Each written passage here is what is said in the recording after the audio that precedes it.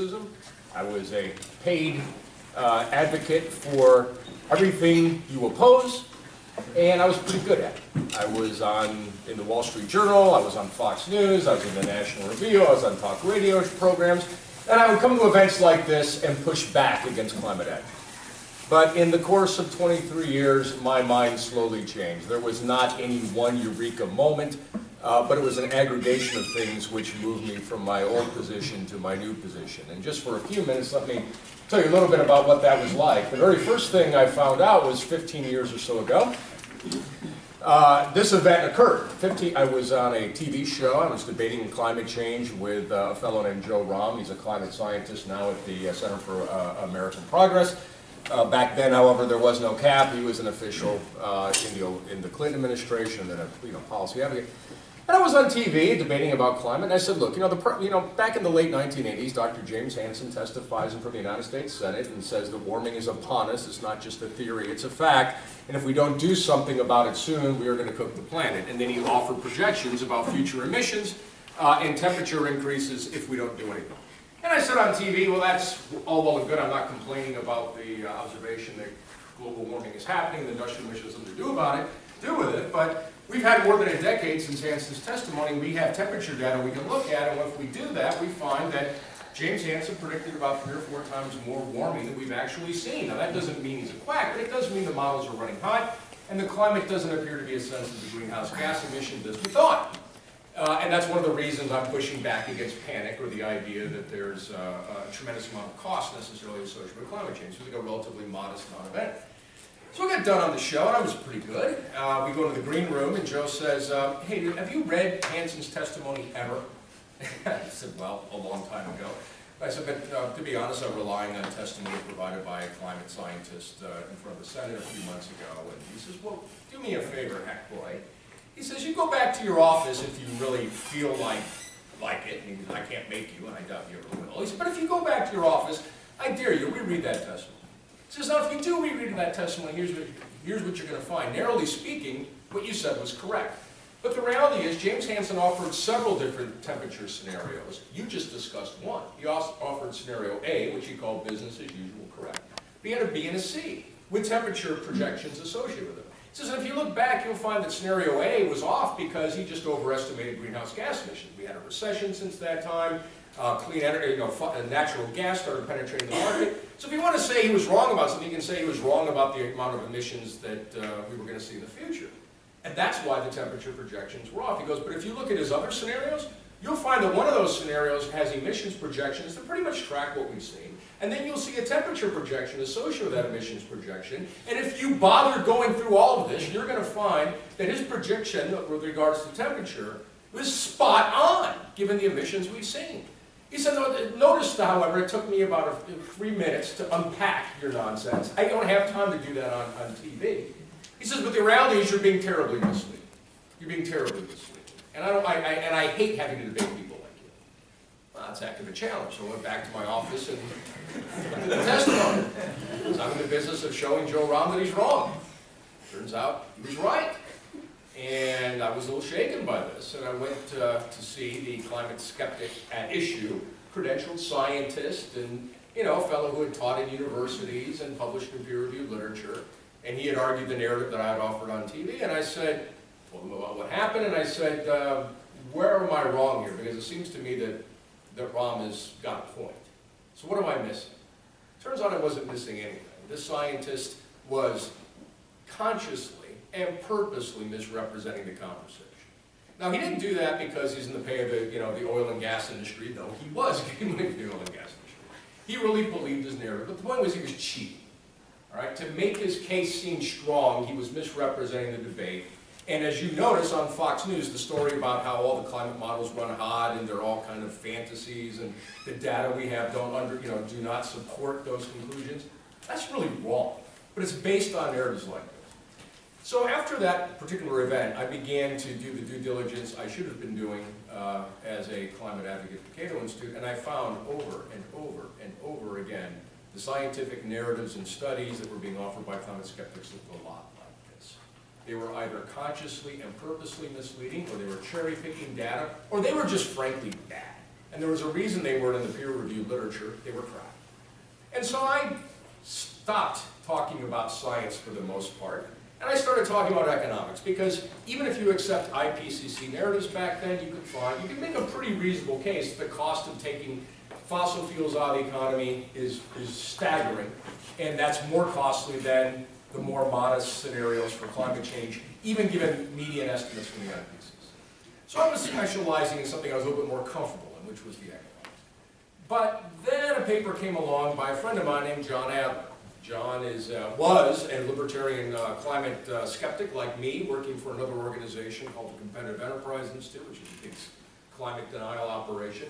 But he left CEI to go into law school. He now teaches at Case Western. And then he had a paper that came out around 2007, in which he said, even if the climate skeptics are right about everything they say, even if my old bosses, the CEI, are right, even if Cato's right, even if Heritage is right, even if all the right-wingers are correct, that climate change would be a relatively non-costly, modest event. That's not an argument against climate action.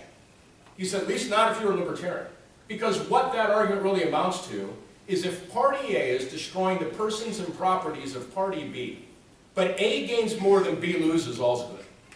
So since when do libertarians, find themselves in a world in which they believe that property rights were not worth protecting as long as destroying them really enriched somebody a heck of a lot?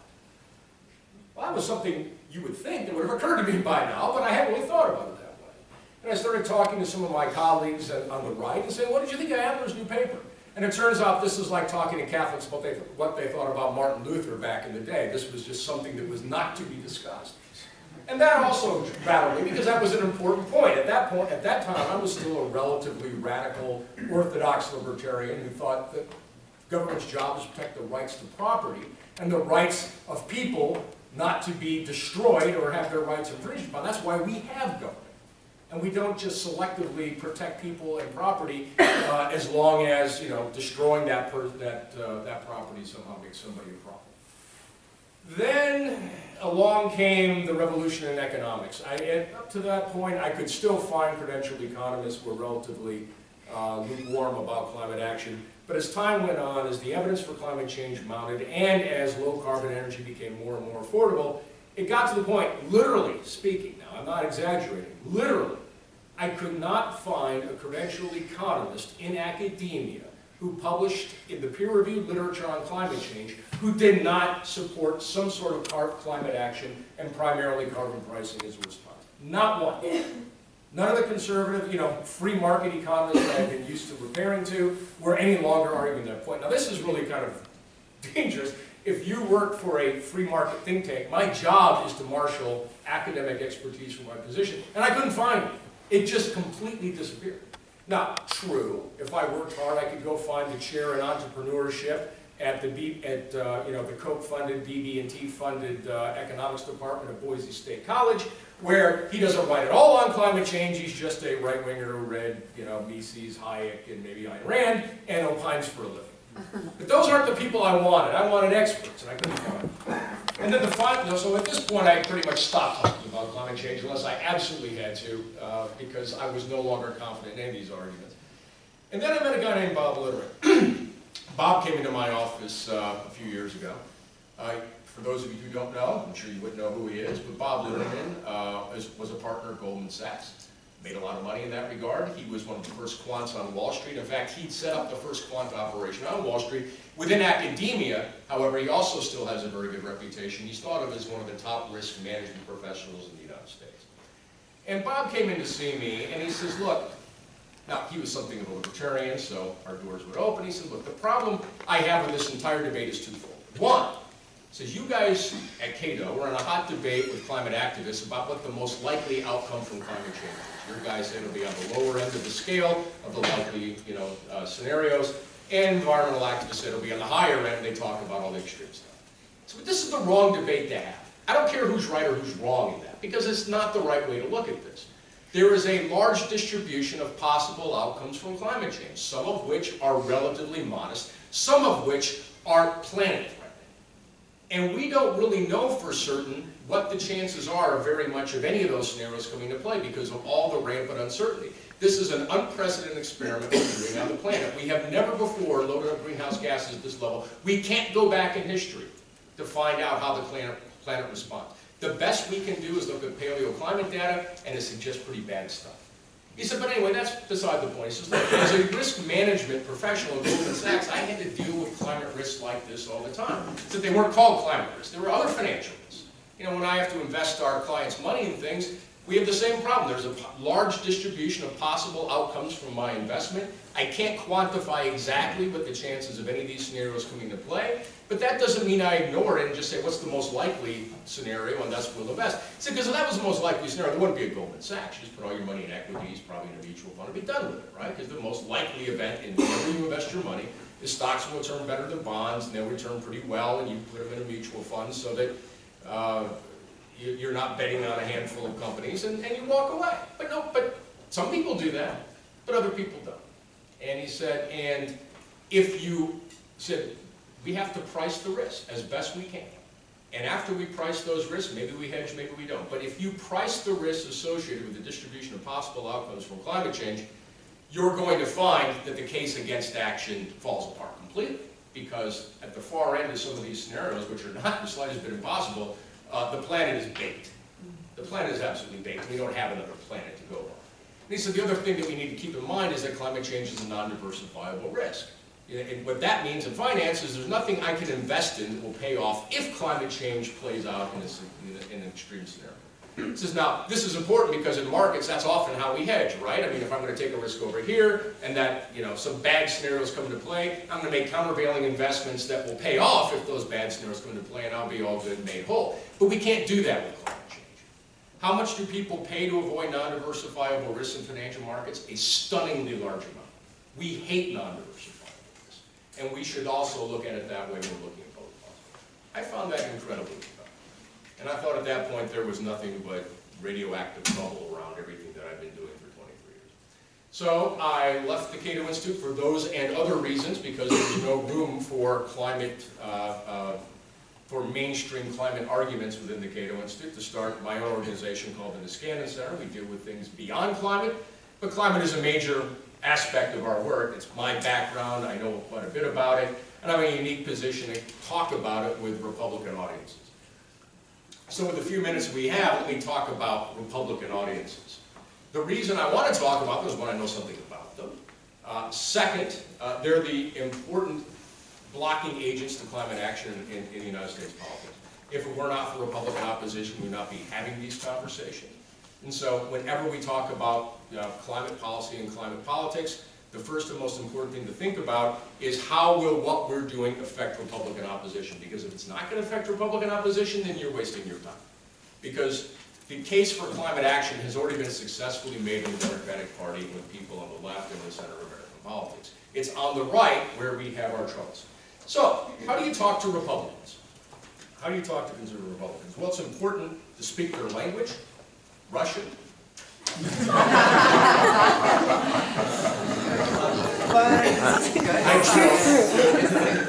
I joke. Their handlers generally write and speak in English. They don't need to translate.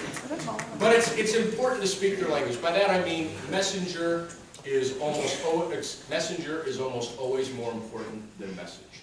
And this is just a matter of human nature. It's nothing unique in the Republican brain. We tend to discount people who we think don't share our values and our ideas about life, and we tend to trust people who do. This is why Fox News is such an exciting media experience for conservatives. They trust Sean Hannity and people on that network because they trust, they represent things that they believe, and they have values that they embrace. They trust them more.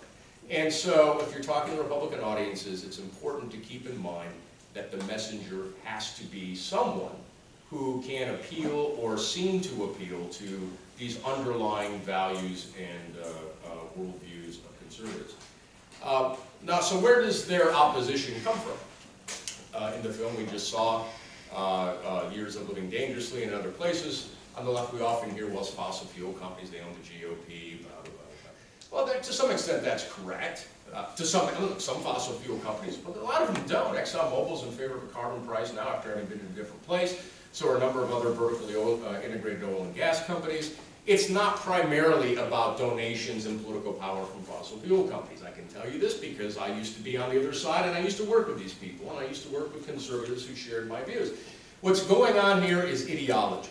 Now you would think this is silly. Why would your ideology color how you read atmospheric physics? But the reality is people judge policy based on the implications of different arguments. And in the Republican conservative mind, if they agree that climate change is a significant risk that requires government action, the implication is government, which conservatives don't like, unless Donald Trump is. They don't like government. They don't like taxes, they don't like regulation, and when somebody says we got to rip all the fossil fuels out of the economy to deal with this, now they really want proof. In other words, you have a tremendous amount of motivated cognition to find stories that says we don't have to turn this over. And besides that, they believe that people who want climate action or people in other contexts also hate capitalism.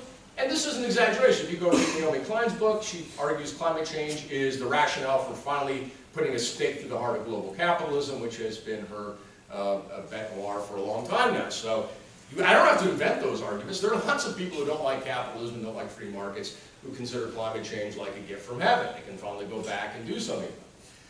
But so you don't.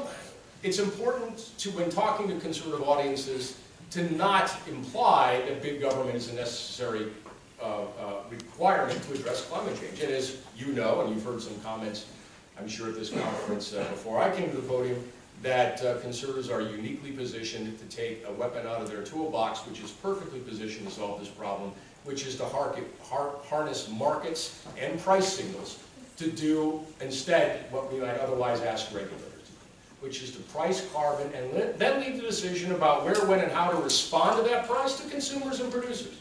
Let them decide how much they want to hedge, how much they want to invest in this, that, or the other technology or energy efficiency. We're not going to tell them how to run their lives. We're not going to run a command and control system. We're simply going to let markets do this. And we know that markets are pretty efficient. This appeals to Republican sentiment. It's also important not to talk about civilizational transformation. Many of you might think civilization needs a transformation. There are lots of narratives on the environmental left about how we're too consumer-minded, we're too materialistic, we need to get back in touch with nature.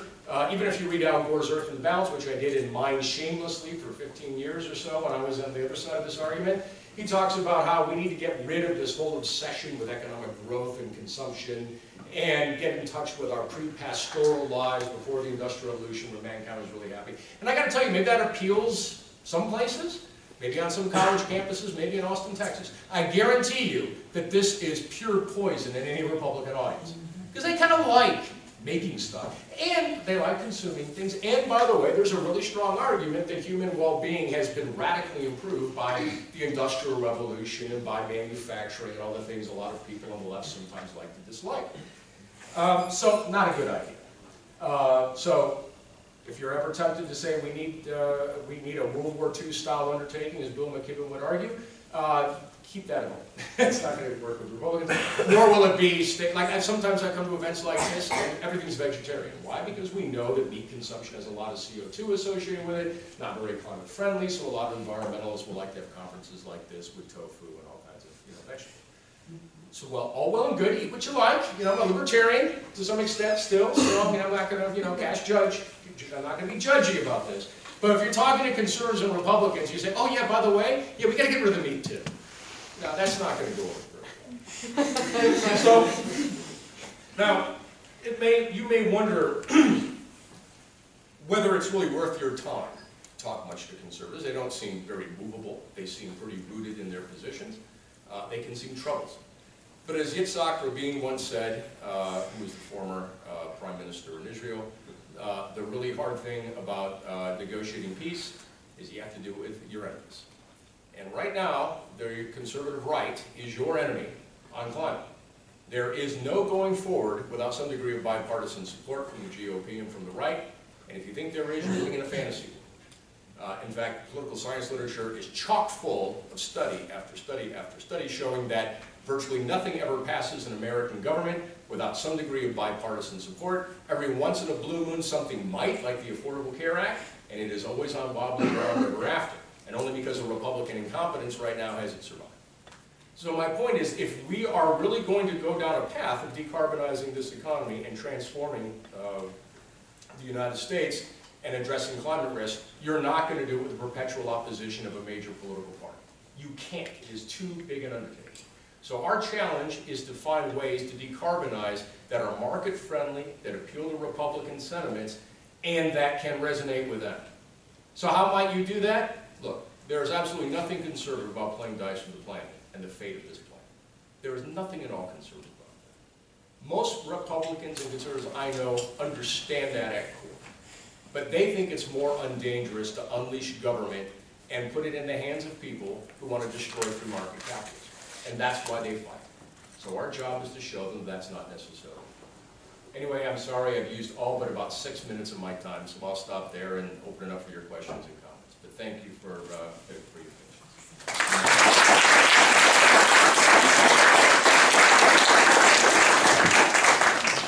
So if you have questions, raise your hand, and unless I think you're about to open weaponry on me, I'll call. So I've always been, I don't understand how a carbon tax or a price on carbon and no government intervention works, right? Because if you're going to price carbon, there needs to be government intervention for that to happen. And so how do you appeal to that and also the less government side? Well, you're right. I mean, to tax is to use the power of government, absolutely. But even Milton Friedman argued when you've got a pollution issue, the best and most efficient way to deal with it is just put a price on the pollution and then let markets respond accordingly. So that's perfectly within the wheelhouse of conservative and libertarian thought. The underlying point here is that you can't skate by climate risk. And a lot of times environmentalists try to do that. They know talking about climate change with Republicans is really tough, it's big heavy lifts. They say, well, let's just talk about clean energy and air pollution and jobs you're going to get from clean energy. Don't ever talk climate change with right-wingers because it's just going to be, those are fighting groups. You can't do it. It has to be addressed because we do talk about clean energy and clean air and clean water, and how's that coming as far as decarbonization is concerned? It's not going to get the job done. So the important point that I found when you talk to conservatives and libertarians is say, look, government is here. There's only one reason that you people think we should have government. Protect property rights from people who would destroy it. Well, it turns out putting greenhouse gas in the atmosphere threatens the property rights of everybody in the most profound manner you can possibly imagine. And if you're going to countenance that violence on property rights, give me your libertarian card right now. Because you're surrendering. You don't care. Simply because the guy who makes a lot of profit, if this is named Charles Koch, or maybe he works at ExxonMobil, or maybe he's a coal miner who indirectly gets a job shooting up the planet and putting us all at risk. Now, it turns out, believe it or not, most people on the right do have principles. They're not purely satanically evil. They may disagree with what you believe, but they really firmly believe that government should be here to protect our rights to property and to protect us from violence. And if you can talk about climate change in that context, three-quarters of the way down. Something that's worked really well for me, winning over people that would normally be at my throat with this issue, is showing that we're really fighting elite powers by doing this, that our EPA is much smaller than the subsidies that we give to these big companies because of this revolving door. So we're actually protecting the free market by fighting big oil. I personally I'm no fan of the free market. Honestly, I think we need more government regulation, but I think that is something that works really well, just showing that you're fighting government by doing this kind of work. How do you talk about, you kind of mentioned already, like the emphasis on clean energy jobs